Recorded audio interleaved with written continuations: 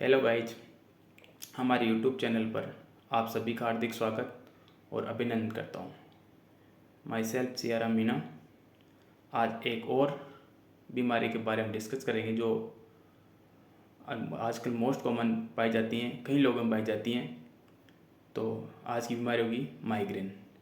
इसके other name जाने वाले दूसरे नाम किसके नाम जानते हैं? तो एक तो हेडेक होता है, एक थ्रोम्बिक पेन भी इसको जानते हैं।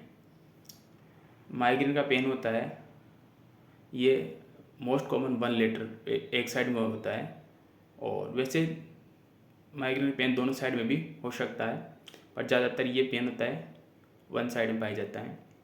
जो माइग्रेन का पेन होता है वो कुछ आवर से लेकर और कुछ दिनों तक ये माइग्रेन का पेन पाया जाता है। ये इसके नेचर होते हैं। ठीक है, अब बात करते हैं कि ये माइग्रेन का पेन किस किस में हो सकता है। तो ये माइग्रेन का पेन मेल में भी हो सकता है, फीमेल में भी हो सकता है और चिल्ड्रन में भी हो सकता है।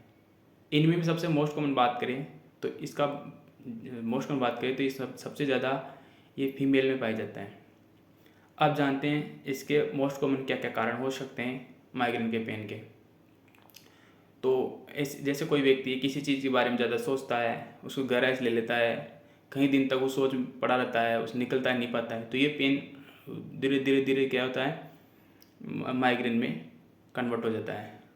दूसरी चीज़ होती है किसी चीज़ से कोई एलर्जी हो जाए, अगर उस एलर्जी एक्सपोज होता है तो उसके दौरान कोई अगर हेडेक होता है तो ये उसका एक कारण बन सकता है।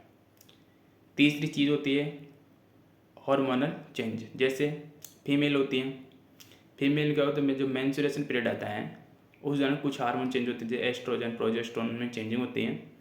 तो उस दौरान अगर पेन होता है या उसके कुछ दिनों के बाद पेन होता है तो ये माइग्रेन के पेन को इंडिकेट करता है।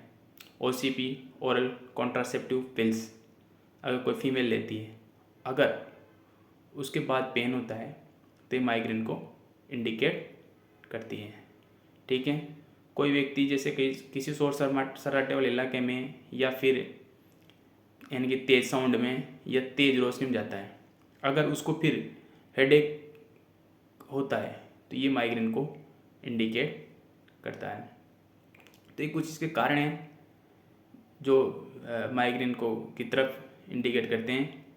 अब जानते हैं कि इसके जो होता है इसका क्या नाम से क्यों होता है ये, क्योंकि इसमें क्या होता है, जब माइग्रेन में होता है जो ब्रेन में जो ब्लड वेसल्स होती है, ब्लड सप्लाई करती है, उसमें क्या होता है, ब्लड वेसल डायलेट हो जाती है, देन उससे कुछ हार्मोन का सिक्रेशन होता है। तो वहाँ से हार्मोन क्या होते हैं, सिक्रेट होने लग जाते हैं, देन ये माइग्रेन को कन्वर्ट हो जाती है। अब ये माइग्रेन के पेन को कंफर्म करने के लिए क्या करें? तो सबसे बेस्ट है कि माइग्रेन के पेन के बारे में जानने के लिए अपने को डॉक्टर से कंसल्ट करना चाहिए। देन डॉक्टर कुछ इन्वेस्टिगेशन लिखते हैं, जैसे MRI होगी, CT स्कैन हो गई, कुछ ब्लड इन्वेस्टिगेशन हो गए। देन उसके अकॉर्डिंग ही हम जो माइग्रेन का पेन है इसको कंफर्म किया जा सकता है। तो एक छोटी सी न्यूज़ थी, मैंने आप तक शेयर की। कृपया करके मेरे चैनल को लाइक, शेयर और सब्सक्राइब करें। धन्यवाद।